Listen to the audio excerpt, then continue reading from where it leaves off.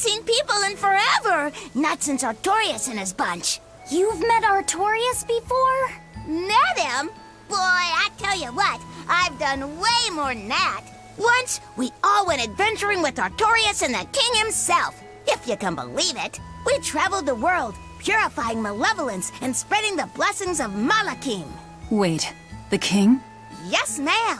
The one and only King Claudin, who ended the era of darkness. The Hero King? How could someone from the distant past be traveling with Artorias? Between you and me, little lady, he used an oath to live about another 300 years. Heck, he was even the former head of the Exorcists. King Claudin was the head of the Exorcists? He held that post for a real long time, but then he met Artorias, who was an orphan. The king couldn't have been happier. He found an earnest pupil, a perfect candidate for his successor. But then, things took a mighty sad turn for the worse. What happened? All the other Norman who traveled with us are on their way to the place where Claudin died. The place known as Loringen. If you want to know more, you ought to ask them. It's hard to believe that King Claudin, the former head of the Exorcists, and Artorias' teacher were all the same person. It's not so unbelievable. Melchior was using the same oath. I'd even go a step further and say that Melchior was imitating Claudin to get in his inner circle. Hold on. You didn't happen to know Claudin, did you? Afraid not. I never met the man in person. But I knew he had enough quirks to really get the old geezer's goat sometimes. I mean, he gave up wealth and power to protect the world as an exorcist. The man lived for his work in the same way that a fish lives to swim in the sea. And Artorias is the one who took his place. For now, let's just focus on getting to Loringen. Listen, Velvet. If nothing else, I think you should find the truth for your own sake. Yeah, I guess you're right.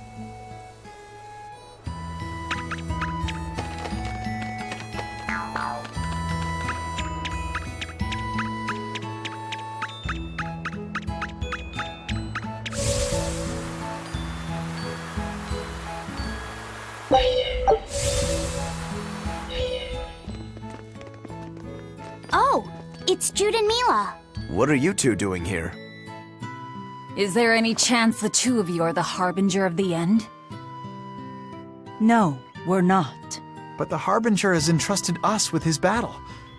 The Battle of Judgment. The Battle of Judgment? You're not saying that if we lose to you, our world will be destroyed, are you? That's exactly what we're saying. This Harbinger of the End, did he promise to send you back to your world if you won? Look, we just have things left to do back in Riza Maxia. I'm sure you do, but we've got unfinished business here in our world, too. A girl and her pet? You really want to take us on?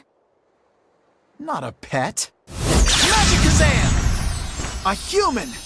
What? I've never seen my little incantation have such an effect before! Such is the power of the Harbinger of the End. Perhaps now you see the gravity of this battle. You'll have to give it everything you've got if you want to beat us. In place of the Harbinger of the End, Let the Battle of Judgment begin! What are you two trying to do?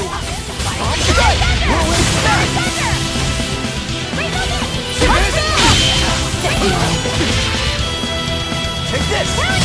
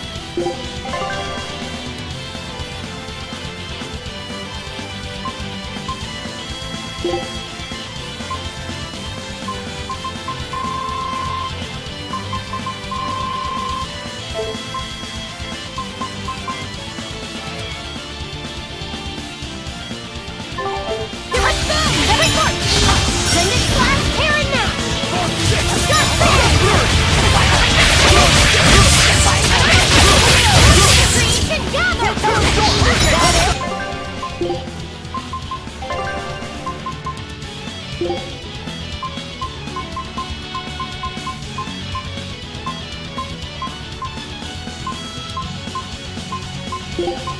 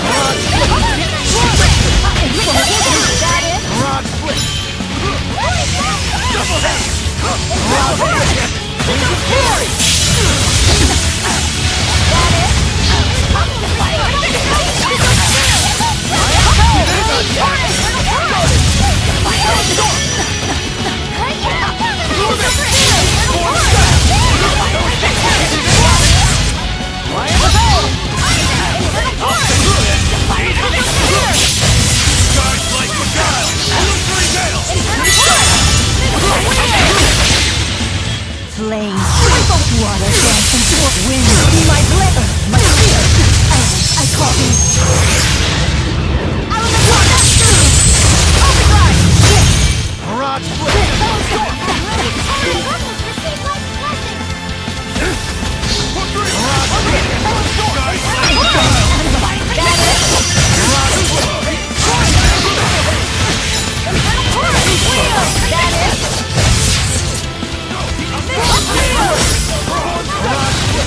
That is.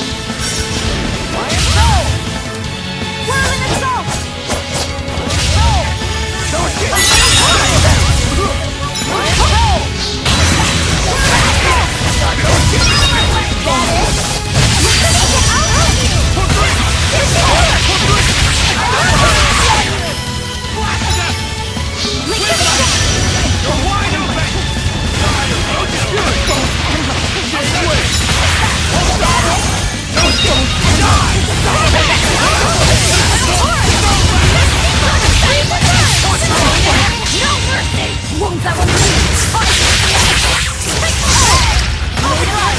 Here's mine enemies!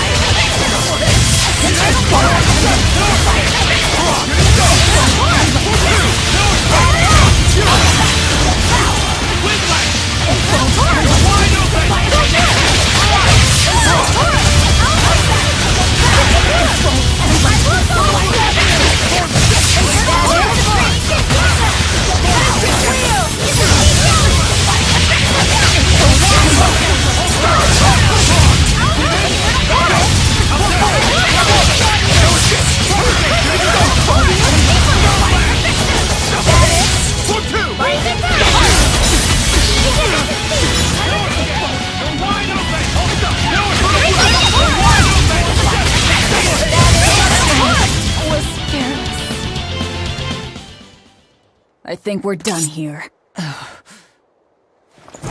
Milla! This fight is over. Victory goes to the woman there. I take it you're the harbinger of the end? Correct. I am the one who delivers judgment upon this world. As the victor, I shall grant you one wish. Whatever it be, speak it now. I want you to return these two back to their world. Why? You said you have things to do back home, right? That's why. Are you certain? I can grant you anything your heart desires, even the chance to turn back time and undo the past. No, I won't run away. Not from my past, and not from the wrongs I've done. That is my decision. Then the judgment has been dealt. I sense no malice in your will. As such, the world shall not meet its demise. Huh? You see, your answer was the true test of judgment. We were charged with drawing out your true innermost wish. Then the Harbinger's a fool. I'm the Lord of Calamity here. And what of it? Not all demons must be evil, and not all heroes must be good. Humans are complex creatures, as capable of love as they are of hatred, and committing sin as often as acts of charity. Goodness and malice are but two halves of one whole, the line between which is ever shifting. Well then, you're as bad as it gets. You were ready to destroy the world. Had the one who answered fallen under the shifting notion of evil. Indeed. But the good within that same single person carries the opportunity to save the world as well. That's a terrible gamble. No, I always believed it would turn out this way. Me too. I trusted you would all do the right thing in the end. Jude has good instincts when it comes to humans. That's too bad, because I'm not a human. You're not? Well, that still doesn't really change anything. No matter if you're a human, a spirit, or a demon lord. Yeah, that doesn't matter at all. Come. I have kept you two away from your world for far too long. It is finally time for me to return you to where you belong. Huh? Goldapan?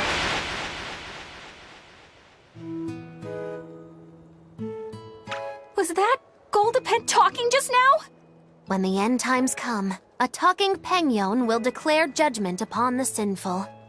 Goldapan is said to be an ominous creature that signals the end of the world. Oh yeah, I remember all that now. I can't believe that Goldapan was the harbinger of the end. That was a close call. If Velvet had devoured everything like usual, the world would have ended. Hey, I'm not the Reaper here. Anyway, I'm glad Jude and Milla were able to go home. Definitely. Although, I'm not sure I'll be able to eat penguin meat ever again. Indeed. Wouldn't want to accidentally nosh on the harbinger of the end.